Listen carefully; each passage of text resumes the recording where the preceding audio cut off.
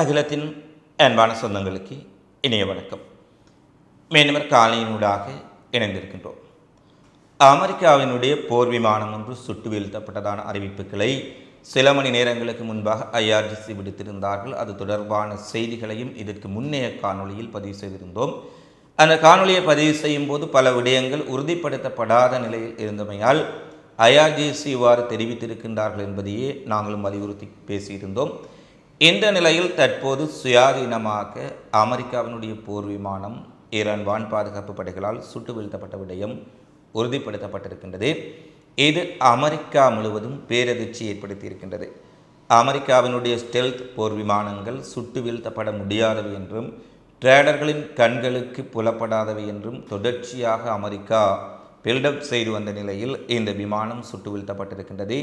முதலில் இது F-35 விமானம் என்று கூறப்பட்டது, பின்னர் F-16 விமானமாக இருக்கலாம் என்று கூறப்பட்ட நிலையில் தற்போது இறுதியாக வெளியான செய்திகளின் அடிப்படையில் F-15 ரக அதிநவீன போர் விமானமே சுட்டு வீழ்த்தப்பட்டிருக்கின்றது என்ற செய்தி சுயாதீன ஊடகங்களால் உறுதிப்படுத்தப்பட்டிருக்கின்றது. இந்த நிலையில் இந்த அமெரிக்காவினுடைய F-16 விமானங்களாக இருக்கலாம், F-35 விமானங்களாக இருக்கலாம், F-15 ரக விமானங்களாக இருக்கலாம். இந்த விமானம் சுட்டு வீழ்த்தப்பட்டாலும் கூட இந்த விமானம் ஒரு ஆபத்தான கட்டத்தில் இருக்கும்போது அதனுடைய அவசர கால கதவுகள் உடனடியாக திறந்து கொள்ளும். விமானத்தில் ஒரு தாக்குதல் இடம்பெற்றாலோ அல்லது ஒரு அவசர தொழில்நுட்ப கோளாறு காரணமாக விமானம் கீழ் நோக்கி சென்றாலோ அவசரமாக அதனுடைய கதவுகள் திறக்கப்பட்டு விமானிகள் பாராசூட் வழியாக குதித்து தப்பித்து கொள்ள முடியும்.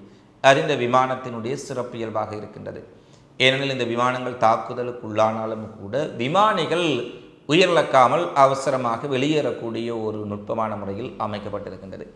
எனவே இந்த விமானங்கள் சுட்டு வீழ்த்தப்பட்ட சூழ்நிலையில் அமெரிக்காவின் F-15 ரக ஸ்டெல்த் விமானம் சுட்டு வீழ்த்தப்பட்ட சூழ்நிலையில் அதிலிருந்த விமானிகளின் நிலை என்ன என்பது ஒரு மிகப்பெரிய கேள்வியாக இருந்தது. ஏனெனில் மத்திய ஈரானில் தான் இந்த விமானம் சுட்டு வீழ்த்தப்பட்டது. எனவே அதில் ஒரு பிரதான விமானியும் ஒரு துணை விமானியும் எப்போதும் விமானத்தில் இருப்பார்கள். இந்த நிலையில் அந்த விமானிகளுக்கு என்ன நடந்தது என்பது ஒரு மிகப்பெரிய விடயமாக இருந்தது. அதிலும் அந்த விமானிகள் ஈரானின் கைகளில் உயிருடன் சிக்கிவிட்டால் அது அமெரிக்காவுக்கு ஒரு மிகப்பெரிய பின்னடைவாக இருக்கும் என்பதில் எந்த மாற்று கருத்தும் இல்லை. இதன் காரணமாக இந்த விமானம் சுட்டு வீழ்த்தப்பட்ட பகுதியில் அமெரிக்காவினுடைய F-35 விமானங்கள், அமெரிக்காவுடைய F-16 விமானம், அமெரிக்காவுடைய உளவு விமானங்கள், MQ-9 ட்ராப்பர்கள் மற்றும் பல்வேறுபட்ட அமெரிக்காவினுடைய அத்தனை அதிநவீன உளவு விமானங்களும் தேடுதல் விமானங்களும் ஹெலிகாப்டர்களும் கூட அந்த இடத்தில் குவிந்தவாறு விமானியை தேடும் நடவடிக்கையில் மிகப்பெரிய அளவில் ஈடுபட்டிருந்தார்கள். இது தொடர்பான காணொளி பகுதிகளை ஈரானில் இருக்கக்கூடிய மக்களை வெளியிட்டிருந்தார்கள். ஏனெனில் மிகவும் தாழ்வாக பறந்தபடி அமெரிக்காவுடைய ஹெலிகாப்டர்கள் அங்கு தேடுதல் நடவடிக்கையில் ஈடுபட்டிருந்தார்கள். ஏனெனில் ஓரளவு உயரத்தில் பறக்கும்போது ஈரானின் வான் பாதுகாப்பு ஏவுகணைகளால் அவை தாக்கி அளிக்கப்படும் வாய்ப்புகள் இருப்பதால் ஹெலிகாப்டர்கள் மிகவும் தாழ்வாக பறந்த நிலையிலும் அமெரிக்காவின் ஹெர்குலஸ் விமானங்கள், தேடுதல் விமானங்கள், ட்ரோன்கள் மிகப்பெரிய அளவில் அங்கு தேடுதல் நடவடிக்கையில் ஈடுபட்டார்கள். ஏனெனில் அமெரிக்க விமானிகள் ஈரான் கைகளில் உயிருடன் சிக்கிவிடக்கூடாது என்பதில் அவர்கள் மிகப்பெரிய குறியாக இருந்தார்கள். அவ்வாறு சிக்கிவிட்டால் அது அமெரிக்கா முழுவதும் மிகப்பெரிய அதிர்ச்சி ஏற்படுத்துவதுடன் ஈரானுக்கு அது ஒரு சாதகத்தன்மையை இந்த போரில் ஏற்படுத்தும். இப்படியான சூழ்நிலையில் ஈரான் அரசு தொலைக்காட்சியும் சில மணி நேரத்துக்கு முன்பாக ஒரு தகவலை நாட்டு மக்களுக்கு அறிவிக்கின்றார்கள். சுட்டு வீழ்த்தப்பட்ட அமெரிக்காவுடைய போர் விமானத்தில் இருக்கும் விமானிகள், ஏனெனில் அது உள்ளூர் பிரதேசத்தில் வீழ்த்தப்பட்டிருக்கின்றது, எங்கு அந்த விமானிகள் பாராசூட்டில் குதித்து தப்பினார்கள் என்று தெரியவில்லை. எனவே மக்கள் யாராவது அவர்களை உயிருடன் கண்டுபிடித்து கொடுத்தால் அல்லது கைது செய்வதற்கு தகவல்களை வழங்கினால் அவர்களுக்கு மிகப்பெரிய அளவிலான ஒரு சன்மானம் வழங்கப்படும் என்ற செய்தியும் ஈரானிலிருந்து வெளியாக இருந்தது. எனவே ஈரான் ஒருபுறம் தேடிக்கொண்டிருக்க, அமெரிக்காவின் விமானங்கள் மறுபுறம் தேடிக்கொண்டிருக்க மிகவும் ஒரு பரபரப்பான சூழ்நிலை ஏற்பட்டது. இந்த சூழ்நிலையில் தற்போது ஈரானினுடைய IRGC ஒரு அறிவிப்பை விடுத்திருக்கின்றார்கள். அமெரிக்காவை அதிர வைக்க அந்த அறிவிப்பில் இந்த போர் விமானத்தின் பிரதான விமானியை தாங்கள் உயிருடன் கைது செய்து விட்டோம், உள்ளூர் மக்களின் துணையுடன் அவர் சிறைப்பிடிக்கப்பட்டு விட்டார் என்ற செய்தியை தற்போது தஸ்னிம் அரசு ஊடகமும் வெளியிட்டிருக்கின்றார்கள். இந்த விடயங்கள் தொடர்பான உறுதியான தகவல்கள் விரைவில் வெளியிடப்படும் என்றும் விமானி உயிரோடு கண்டுபிடித்து கைது செய்திருக்கின்றோம் என்ற தகவலை தற்போது உறுதிப்படுத்துவதாக ஈரான் அறிவித்துள்ளமை பெரும் பதற்றத்தை ஏற்படுத்தி இருக்கின்றது. சுட்டு வீழ்த்த முடியாத விமானம் என்று சொல்லப்பட்ட விமானம் சுட்டு வீழ்த்தப்பட்டிருக்கின்றது.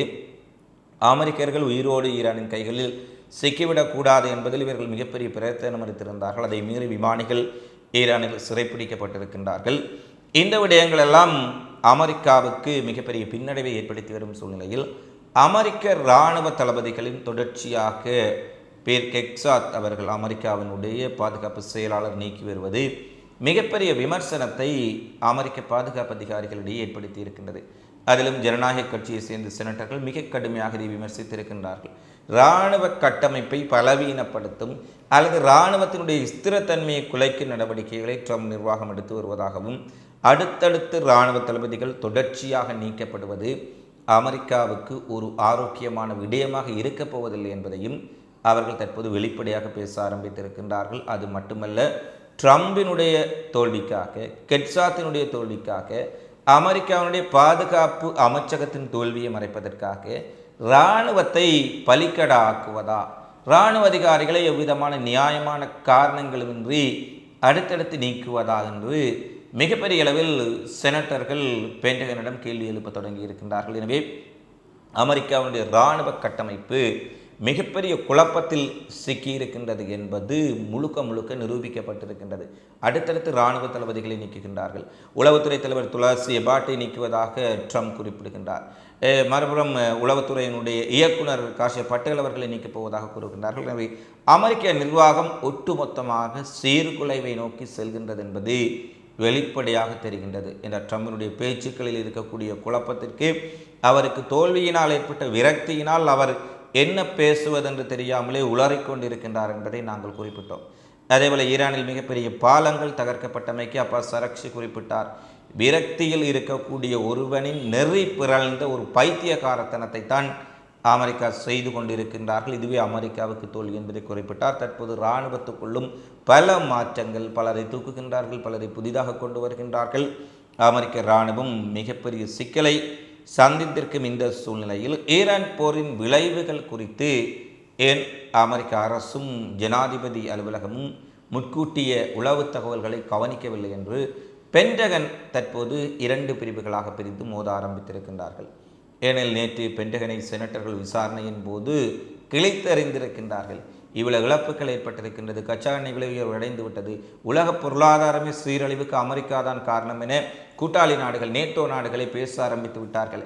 இதுதான் உங்கள் உளவுத்துறை முடிவுகள், உங்கள் உளவுத்துறை என்ன செய்து கொண்டிருக்கின்றது, உளவுத்துறையினுடைய முடிவுகளை கேட்டு, உளவுத்துறையினுடைய கணிப்புகளை கேட்டு முடிவுகள் எடுக்கவில்லையா என்று மிகப்பெரிய அளவிலான கேள்விகளால் ட்ரம்பினுடைய அசிஸ்டன்ட் கர்சாத்தை அவர் பிளாசி தள்ளி இருக்கின்றார்கள். அவர் பதில் சொல்ல முடியாமல் திணறி போயிருக்கக்கூடிய காட்சிகள் கூட வெளியாக இருந்தன. இந்த சூழ்நிலையில் தான் அமெரிக்க விமானமும் சுட்டு வீழ்த்தப்பட்டு விமானிகளும் கைது செய்யப்பட்டிருக்கின்றார்கள். எனவே அமெரிக்க இராணுவம் மிகப்பெரிய சிக்கலுக்குள் சிக்கப் போகின்றார்கள் என்பது தெளிவாக இருக்கின்றது. அது மட்டுமல்ல, இன்றைய நாளில் உலக புகழ்பெற்ற டைம்ஸ் இதழின் சமீபத்திய அட்டைப்படத்தில் கூட வெளியேறும் வழி எங்கே என்ற ஒரு சொற்பதத்துடன் தான் இன்று அட்டைப்படத்தை தீட்டியிருக்கின்றார்கள். ட்ரம்பினுடைய புகைப்படத்தை வெளியிட்டு இந்த போரில் அமெரிக்கா சிக்கி கொண்டு விட்டது, வெற்றி பெறவும் முடியாமல் வெளியேறவும் முடியாமல் அமெரிக்கா ஒரு முட்டுச்சந்தில் சிக்கி நிற்கின்றார்கள்.